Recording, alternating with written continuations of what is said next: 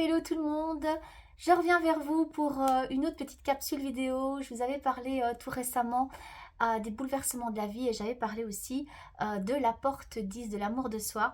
Et vous êtes revenu vers moi avec des témoignages de vécu. Ça vous parlait très fort, cette porte 10, bouleversement aussi qu'on peut avoir avec la porte 10. Et aujourd'hui, je voulais aborder une thématique qui est en plein forcément dans le travail d'accompagnement que je propose depuis des années. Vous le savez que je suis conseillère conjugale et familiale, thérapeute, mais je travaille aussi l'individuel avec les gens, tout ce qui est problématique relationnelle, affective et autres. Enfin, voilà, c'est vraiment mon dada.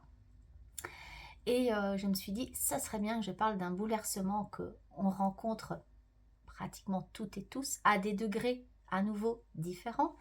Je vais vous parler de la passion amoureuse. Vous savez, ce truc que on vit peut-être qu'une fois dans la vie. Des personnes parfois sont en recherche de ça constamment. Ont ce besoin de vibrer encore et encore dans cette passion amoureuse parce que c'est vivant. C'est quelque chose que vous ressentez au plus profond de l'intérieur.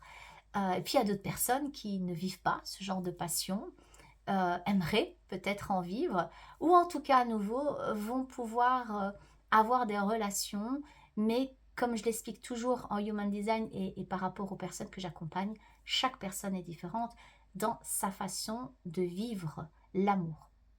Et en plus, et j'aborderai ça au fur et à mesure, voilà, dans d'autres capsules vidéo, c'est qu'il y a aussi ce côté de dépendance affective, j'y reviendrai, où la dépendance affective amène aussi ce côté de passion, et puis on reste dépendant, et puis on tombe dans des choses parfois assez toxiques, etc.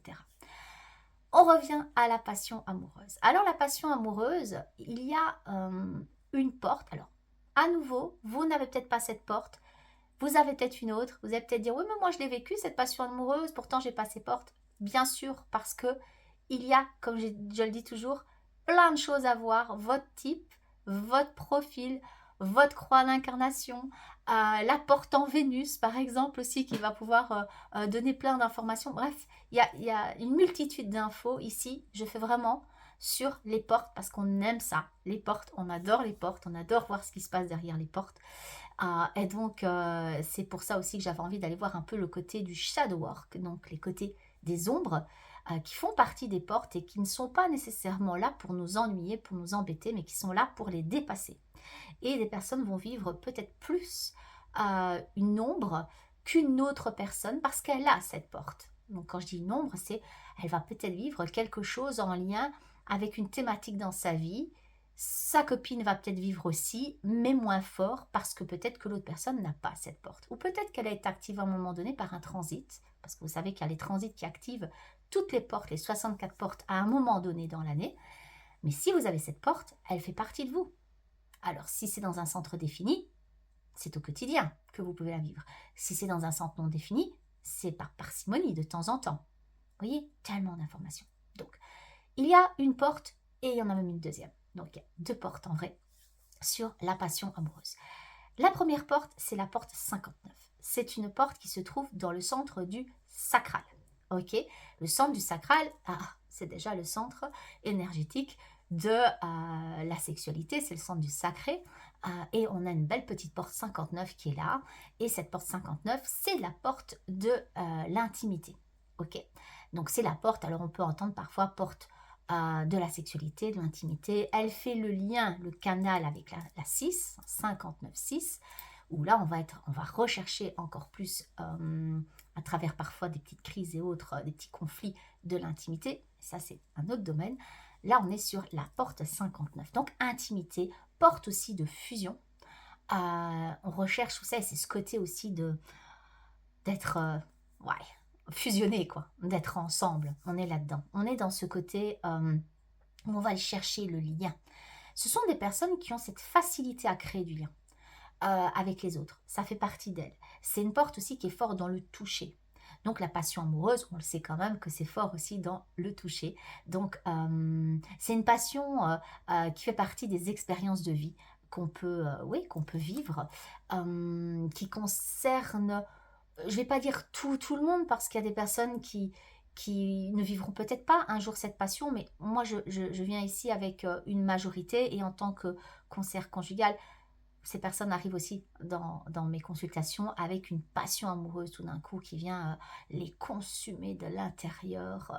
Ils sont dans ce côté de ça me tombe dessus, qu'est-ce que je fais, j'ai jamais vécu ça, etc.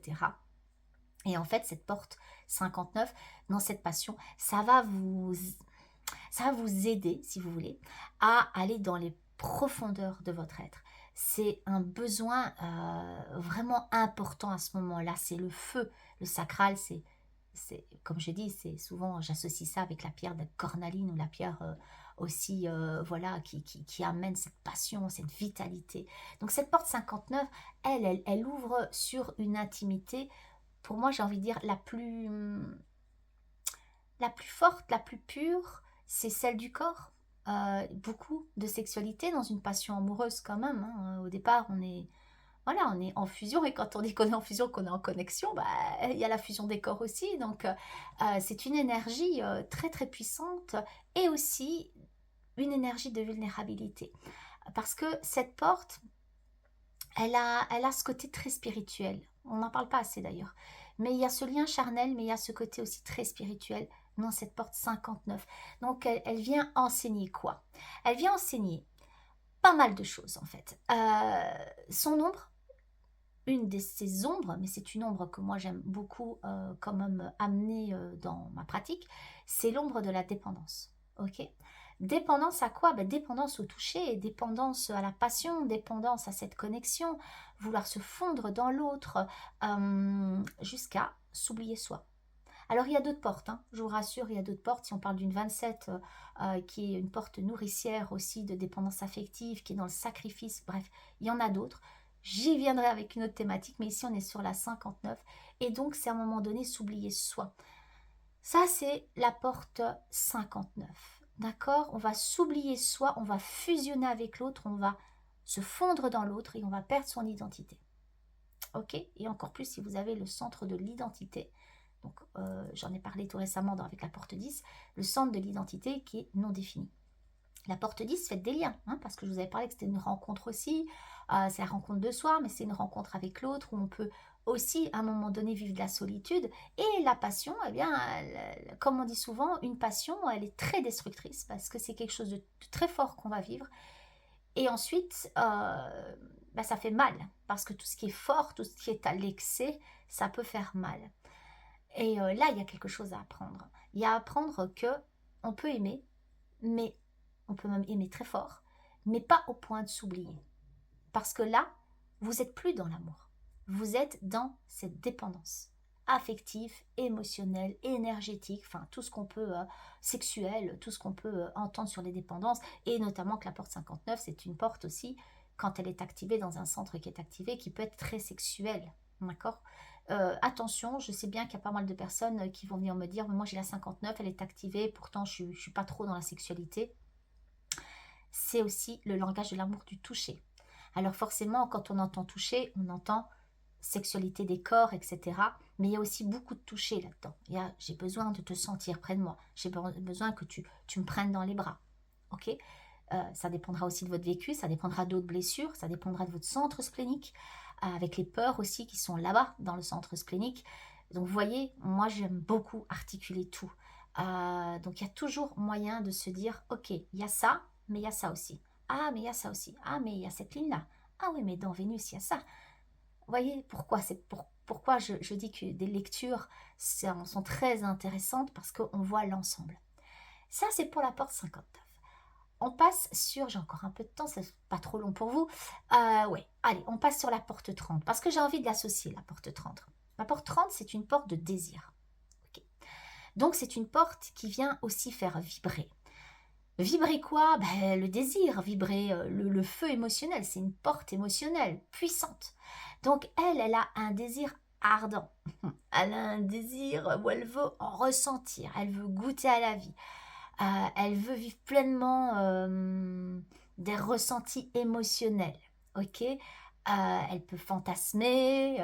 Elle a envie que ses rêves, ses désirs deviennent réalité. Et donc, son ombre à elle est plutôt une des ombres aussi dans cette thématique-là, la frustration. Alors, si en plus vous êtes générateur, vous savez que le générateur, quand sa signature du non-soi, donc quand il n'est pas aligné, c'est la frustration. Sinon, il est dans quoi? Dans la satisfaction, dans le plaisir, dans la joie, etc. Donc, avec une porte comme ça, oui, il peut être dans une frustration s'il n'arrive pas à réaliser ses désirs. Pareil pour les générateurs manifesteurs, où vous avez aussi frustration, colère, etc. Il y a d'autres choses derrière ce désir. Il y a aussi ce côté de ce besoin que l'autre vienne combler. Combler le vide intérieur. C'est pour ça que je l'ai mise ici dans la thématique de la passion.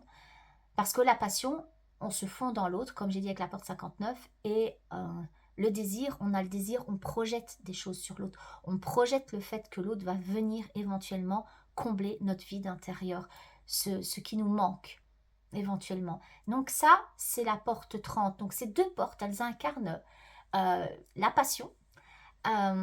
C'est là où on parle d'alchimie aussi, d'alchimie énergétique. On sent que ça colle bien. Mais dans les ombres, finalement, de ces portes, vous devez retenir ceci.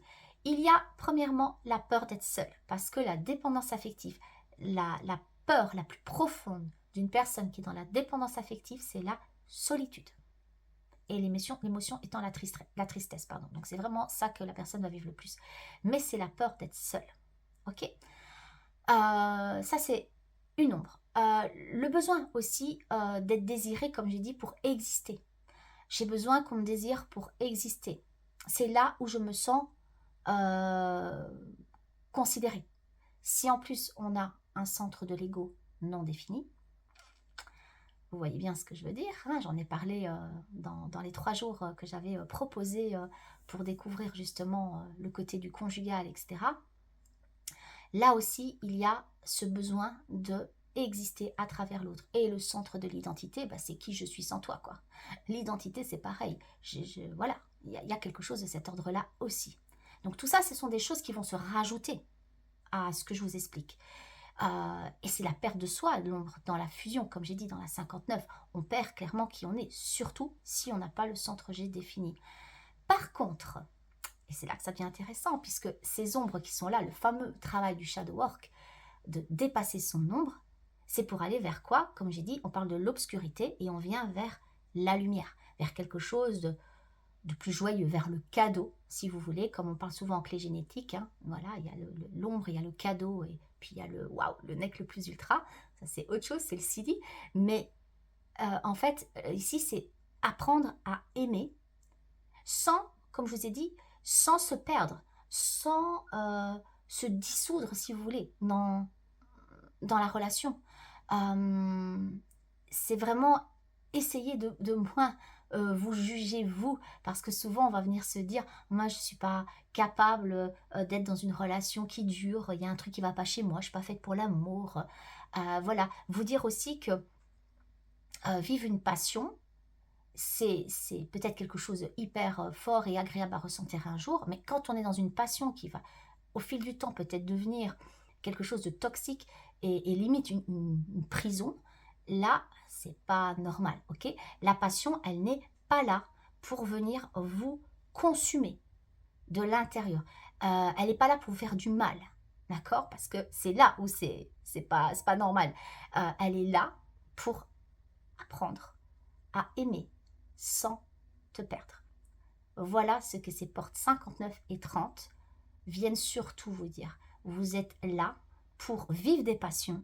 Ça va être peut-être plus challengeant pour certaines personnes que d'autres si vous avez ces portes activées, selon les lignes aussi qui seront derrière ces portes. Bien sûr, il y a tellement d'éléments à aller voir. Mais il y aura toujours une leçon à retirer de ça. C'est d'aller vers. Vers quoi? Vers le cadeau, vers cette lumière qui est d'apprendre à aimer sans vous perdre. Et si en plus, vous avez une porte 27 et une porte 50, ou le canal 27-50, etc., forcément, on peut être clairement dans le sacrifice là. Donc, je vous invite à y réfléchir. Posez-vous cette question. Si vous avez déjà aimé par passion et que vous êtes rendu compte que vous vous êtes perdu complètement et, ouais, et que sans l'autre, vous étiez personne, parce que ça c'est une croyance, bien évidemment. C'est pas ça, l'amour, c'est juste une passion dévorante qui va vous brûler de l'intérieur et ensuite il va falloir vous reconstruire surtout. Et comment? Bah, en apprenant à s'aimer soi pour pouvoir aimer l'autre de manière saine. Voilà pour ces deux portes. À très bientôt.